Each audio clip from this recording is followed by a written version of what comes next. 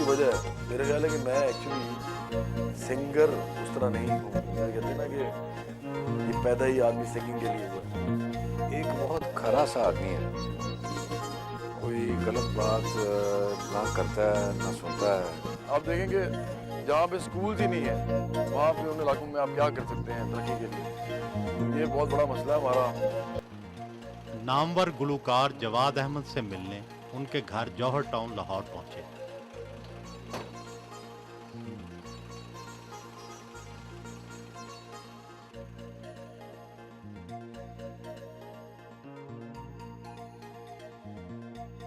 उनके सेक्रेटरी ने इस्तकबाल किया।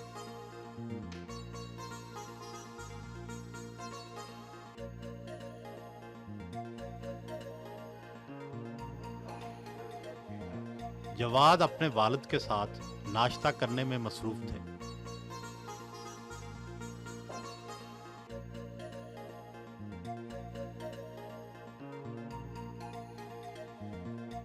इतने सारे अंडे, फ्रूट चाट और ये जूस का गिलास, आपका नाश्ता आम लोगों से काफ़ी मुख्तलिफ लग रहा है। ये हमेशा से ऐसा नहीं था नाश्ता, ये कुछ अरसे से ऐसा हो गया है। और मैं अब कोशिश ये करता हूँ कि प्रोटीन इंटेक थोड़ा बेहतर हो। अंडे ये सारे मैंने नहीं खाने वैसे, और फिर ये फ्रूट जो है वो भी ज़रूरी है। और दही मैं हमेशा से बहुत बहुत ज़्यादा खाता हूँ, बड़ा शौक़ है मुझे, और अच्छा भी बड़ा रहता है।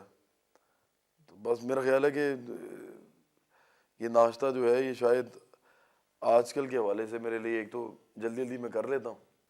आम गुलूकार खट्टी चीज़ों से परहेज़ करते हैं, क्या आपको दही गुलूकारी में तकलीफ़ नहीं देता? सारी चीज़ें खाता हूँ, कोई चीज़ ऐसी नहीं है दुनिया की जो मैं ना खाता हूँ ना पीता हूँ। तो मतलब ठंडी गरम चाय हो गई, गरम से गरम, ठंडे से ठंडा जो है जूस हो गया, पानी मैं बहुत ही ठंडा पीता हूँ खाने के साथ, चावलों के साथ मैं पानी पी रहा होता हूँ। लोग आप कहेंगे कि ऐसा नहीं है अच्छा गले के लिए, लेकिन उसकी वजह है, मेरा ख्याल है कि मैं एक्चुअली सिंगर उस तरह नहीं हूँ। जैसे कहते हैं ना कि ये पैदा ही आदमी सिंगिंग के लिए हुआ है, मुझे आज तक कभी ऐसा नहीं लगा। सिंगिंग तो एक का चलते चलते ज़िंदगी में एक चीज़ आई और उसको पकड़ लिया और वो चल रही है, लेकिन कभी भी उसको ऐसे करियर बनाने का लॉन्ग टर्म में सोचा नहीं, तो इसलिए सब कुछ खाते पीते हैं। बुनियादी तौर पर ये शरारती था, बच्चों के साथ जो इंटरेक्शन होता था इसका, किसी को लड़ा देना, किसी को कुछ कर देना, ये एक बहुत खरा सा आदमी है, कोई गलत बात ना करता है ना सुनता है। तो सीधा सीधा सा आदमी जो होता है ना, बिल्कुल अपराइट किस्म का। तैयार होकर बाहर जाने के लिए निकले।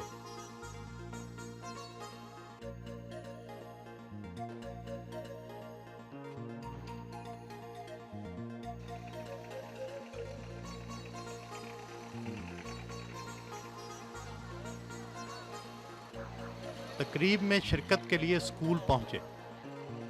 असातिज़ा ने इस्तकबाल किया।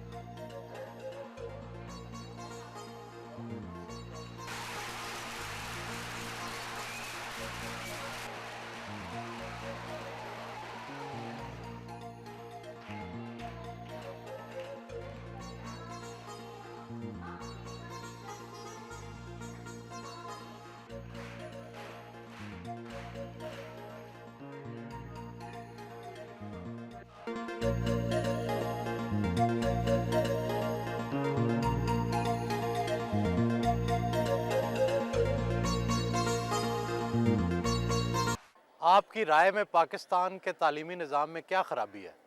लेकिन जी सबसे बड़ी ख़राबी तो डिस्क्रिमिनेशन है, वो जो तबकाती निज़ाम को फ़रोग देती है। जो गरीब है वो गरीब रहता है इस एजुकेशन सिस्टम में, अमीर अमीर रहता है। इसके अलावा ये कि दूसरा सबसे बड़ा मसला इलिटरेसी है।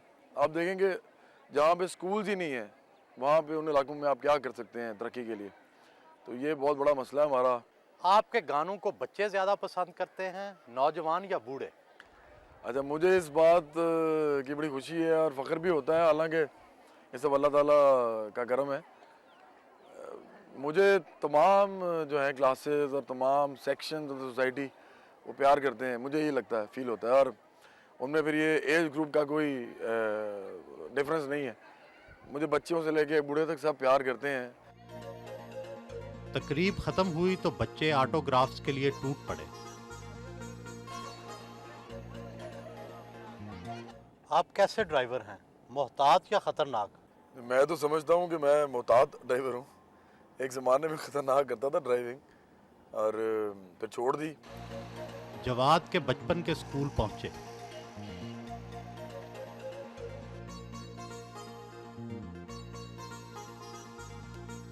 बच्चों के साथ बास्केटबॉल खेली,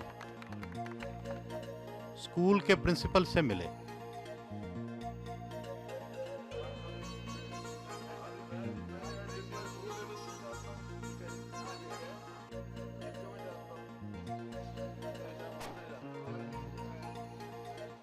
बचपन के स्कूल के साथ कौन सी यादें वाबस्ता हैं? मैंने क्रिकेट खेला यहाँ स्टार्ट की, बाद में फर्स्ट क्लास क्रिकेट खेला बाद।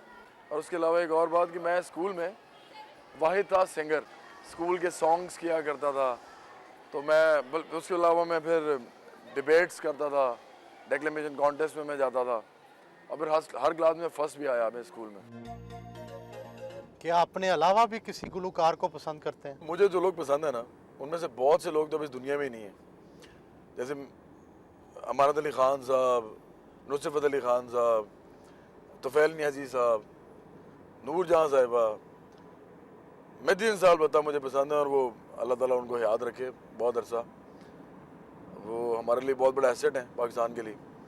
फिर फ्रॉम अक्रॉस द बॉर्डर मुझे किशोर साहब बहुत पसंद है, किशोर कुमार, लता मंगेशकर बहुत पसंद है, और भी सारे वो लोग, मोहम्मद रफ़ी, सारे वो लोग जिनको मैं बचपन में इन सब लोगों को सुनता रहा हूँ।